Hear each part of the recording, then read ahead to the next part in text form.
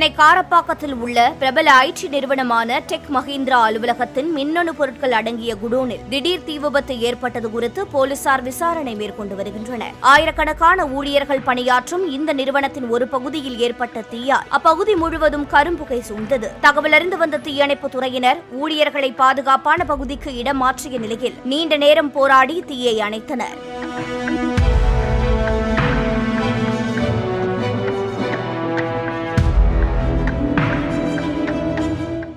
Play store மற்றும் app ஸ்டோரில் இருந்து பாலிமர் செயலியை QR கோடு மூலம் பதிவிறக்கம் செய்யுங்கள்.